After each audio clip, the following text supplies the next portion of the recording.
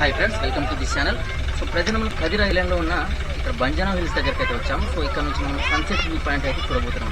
So ఈ లొకేషన్కి sunset చాలా ఎక్సలెంట్గా ఉంటుందని చెప్పి సో మనమైతే ఇక్కడికి వచ్చామన్నమాట. సో నాకు ఇక్కడ ఎదురుగా చూస్తే అది బంజారా హిల్స్ అని అంటారనమాట. సో ఈ ఐలాండ్ అంతా కూడా కదిర్ ఐలాండ్. ఇదంతా రాన్ ఆఫ్ కచ్లో భాగంగా ఈ కదిర్ ఐలాండ్ అయితే ఉంటుంది. సో మనం ఈ సన్సెట్ వ్యూ అయితే ప్రజెంట్ అయితే చూద్దాం ఫ్రెండ్స్.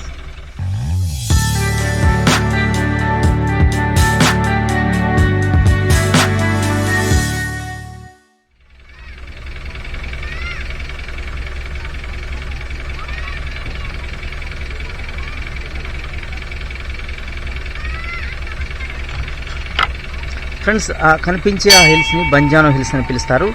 సో ఇదంతా కూడా కదిర్ ఐలాండ్లో భాగంగా ఉంటుందన్నమాట. సో ఇలా అయితే మీరు ఈ ఐలాండ్ అయితే చూసుకోవచ్చు. సో ఇదంతా ఐలాండ్. ఆ పక్కన చూస్తే ఇది ఇక్కడ ఇసుక లాంటిది కనిపించేదంతా కూడా అది రాన్ ఆఫ్ కచ్ అనమాట, అంటే వైట్ శాండ్. ఆ తర్వాత ఉన్నదంతా కూడా వాటర్ అనమాట. సో అరేబియన్ సీ అన్నమాట. సో కనిపించే హిల్ వచ్చేసి దాన్ని బంజారా హిల్స్ అని పిలుస్తారు. సో నేను కొంచెం జూమ్ చేసి అయితే చూపిస్తాను మీకు. సో ఇలా అయితే హిల్స్ ఉంటుంది. అక్కడికి వెళ్ళడానికి అయితే పాసిబిలిటీ లేదు. ఇది అరేబియన్ సముద్రంలో మధ్యలో ఉంది కాబట్టి మనం అక్కడికైతే వెళ్ళలేమన్నమాట. ఎలాంటి ఫెర్రీ కానీ షిప్ అయితే అవైలబుల్గా లేదు. సో ఇంకా అవతల చూసుకుంటే పాకిస్తాన్ బార్డర్ అయితే ఉంటుందన్నమాట. ఆ హిల్స్కి ఇంకొక 15-20 కిలోమీటర్స్లో సముద్రం మధ్యలో నుంచి పాకిస్తాన్ బార్డర్ అయితే ఉంటుంది. సో మనము ఈ హిల్స్ దగ్గర నుంచి ఈ సన్సెట్ వ్యూ పాయింట్ అయితే చూడబోతున్నాం. సో వీళ్ళంతా కూడా సన్సెట్ చూడడానికి వచ్చారనమాట. సో ఇక్కడ చూసుకుంటే ఒక టెంపుల్ ఉంటుందండి, చాలా పీస్ఫుల్గా ఉంటుంది. ఇది సముద్రం ఒడ్డున ఉంటుందన్నమాట. టెంపుల్ వచ్చేసి దీన్ని సత్యనారాయణ స్వామి టెంపుల్ అంటారు. సో ఇక్కడ వేరే పేరుతో కూడా పిలుస్తారనమాట. సో ఈ టెంపుల్ చూడడానికి చాలా ఎక్సలెంట్గా ఉంటుంది. సో అక్కడ వచ్చేసి పార్కింగ్ ఏరియా, అక్కడ వెహికల్స్ అన్ని పార్క్ చేసి ఇక్కడికైతే సన్సెట్ చూడడానికి అయితే వస్తానమాట.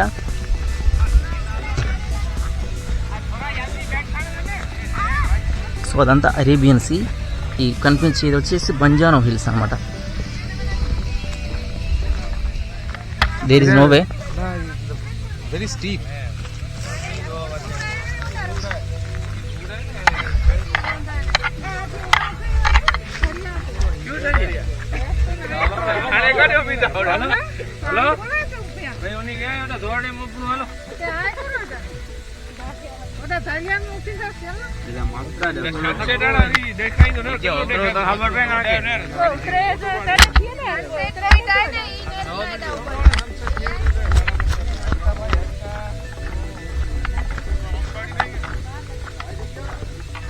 చూడొచ్చు బంజారా హిల్స్.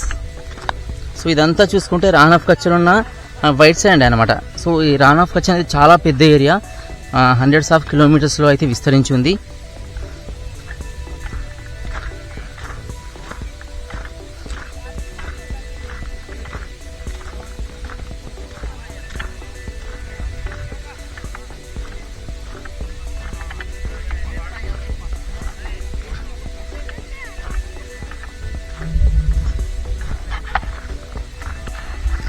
ఫ్రెండ్స్, మనం ఫ్లెమింగో స్పాట్ కోసం అక్కడికైతే వెళ్ళామన్నమాట. అక్కడ చూసుకుంటే దూరంగా ఫ్లెమింగో బర్డ్స్ కనిపిస్తున్నాయి సముద్రంలో. సో అక్కడైతే ఫ్లెమింగో బర్డ్స్ ఉన్నాయి. సో ఇటువైపు సముద్రం మనకు దగ్గర ఉంది కానీ బర్డ్స్ మాత్రం చాలా దూరంగా ఉన్నాయి, అక్కడైతే ఉన్నాయి. సో మనం ఆ లొకేషన్ నుంచి మనం ఇలా తిరిగి వచ్చామన్నమాట.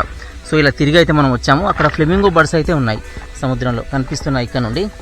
సో ఇది జూమ్ చేస్తే మీకు అది కనిపిస్తుందో లేదో తెలియదు. నేను కొంచెం జూమ్ చేసి అయితే బర్డ్స్ని చూపించడానికి ట్రై చేస్తాను.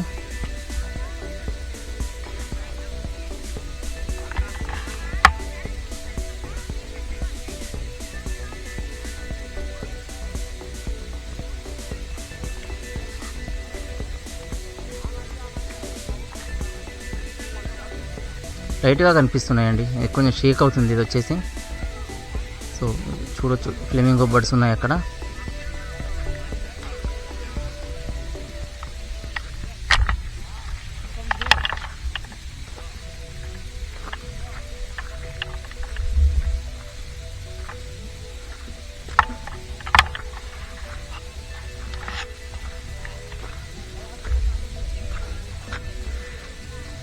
అంటే సూర్యాస్తమయం కావడానికి అయితే రెడీగా ఉంది.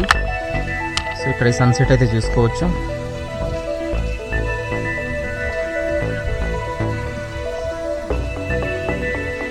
ఇక్కడ వచ్చేసి ఫ్లెమింగో బర్డ్స్ ఉన్నాయి. ఎగిరిపోతున్నాయి చూడవచ్చు మీరు. అంటే అవి ఎక్కువ ఎత్తుకి ఎగరవు, కొంచెం ఆ వాటర్లోనే ఉంటాయన్నమాట. అంటే వాటర్ కొంచెం తక్కువ ఎత్తులో ఎగురుతాయి అన్నమాట, చూడవచ్చు మీరు.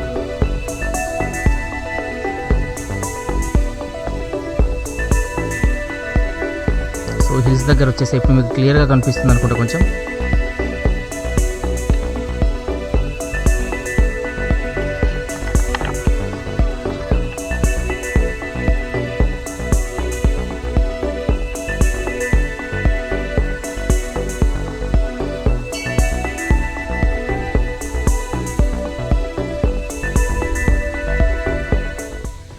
ఫ్రెండ్స్ చూస్తున్నారు కదా, లొకేషన్ సూపర్గా ఉంది కదా. సో ఇటు చూసుకుంటే సన్సెట్ కావడానికి అయితే రెడీగా ఉంది, అంటే సూర్యాస్తమయం కావడానికి అయితే రెడీగా ఉంది. సో ఇటు నా వెనకాల ఉన్నదంతా కూడా అరేబియన్ సీ. ప్రజెంట్ మనం రాన్ ఆఫ్ కచ్లో ఈ వైట్ శాండ్లో ఉన్నాము. అయితే నిజానికి రాన్ ఆఫ్ కచ్ అంటే వైట్ శాండ్ డిజర్ట్ అనమాట. సో వైట్ శాండ్ డిజర్ట్ ఎలా ఏర్పడింది ఇది వరకు ప్రీవియస్ వీడియోలో అయితే చెప్పాను. అయితే డిజర్ట్ అంటే ఇసుక. సో ఆ ఇసుక అంతా కూడా సముద్రంకు దగ్గర ఉన్న ఇసుక ఏదైతే ఉందో, సో ఈ సముద్రం నీరు ఎక్కువ అయినప్పుడు అంటే అలల్లాగా కొంచెం అటు వెళ్ళినప్పుడు ఏంటంటే సముద్రం అంతా ఉప్పగా ఉంటుంది, వాటర్ అంతా కూడా. సో కాబట్టి ఈ ఉప్పు అంతా కూడా ఆ ఇసుకతో పాటు కలిసిపోయి ఉప్పు ఆరిన తర్వాత వైట్గా మారుతుంది. సో అలా ఉప్పు నీరుగా అంటే ఈ ఉప్పు ఎలాగా ఉంటుందో సో ఇసుక కూడా అలాగా వైట్ కలర్లోకి అయితే మారి ఉంటుంది. సో అట్లా కొన్ని కిలోమీటర్ల దూరం కూడా అలా వైట్ శాండ్ అనేది ఉంటుంది. అంటే ఇక్కడ మన థార్ డిజర్ట్ ఉంటుంది కదా. సో ఆ థార్ డిజర్ట్ నుంచి అంటే జైసల్మర్ తర్వాత దూరం అంతా కూడా ఈ అరేబియన్ సీ మధ్యల వరకు అంటే దీని దగ్గర వరకు ఉన్న ఈ శాండ్ అంతా కూడా వైట్ కలర్లో ఉంటుంది. సో అటంతా కూడా ఇసుకుంటుంది. సముద్రం దగ్గరకు వచ్చేసరికి ఈ మట్టి అంతా కూడా తడిగా వెట్టిగా ఉంటుంది, బట్ వైట్ కలర్లోనే ఉంటుంది. సో ఇదంతా కూడా ఇది కచ్ డిస్టిక్లో ఉంది కాబట్టి రాన్ ఆఫ్ కచ్ అని అయితే పిలుస్తారనమాట.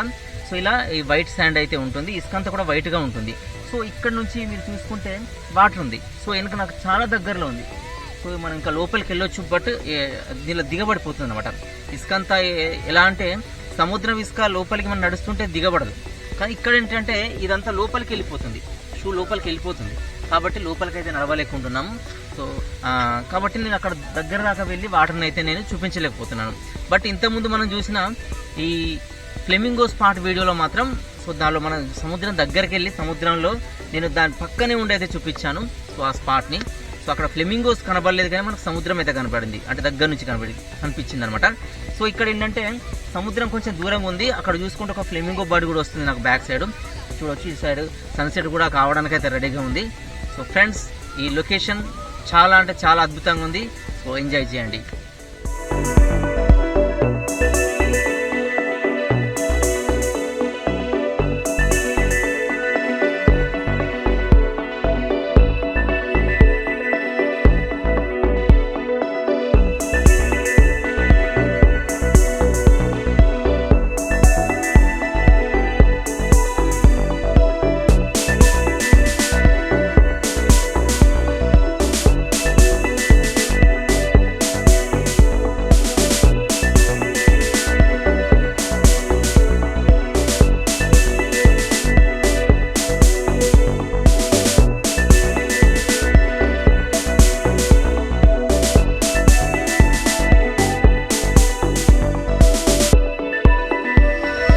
ఫ్రెండ్స్ ఈ బంజానో హిల్స్ దగ్గర ఈ సన్సెట్ పాయింట్ అయితే చూసారు కదా. సో ఈ వీడియో అయితే మీకు నచ్చింది అనుకున్నాను. సో మరిన్ని వీడియోల కోసం ఛానల్ని సబ్స్క్రైబ్ చేయడం అయితే మర్చిపోద్దు. So don't forget to like, subscribe and share. Thanks for watching.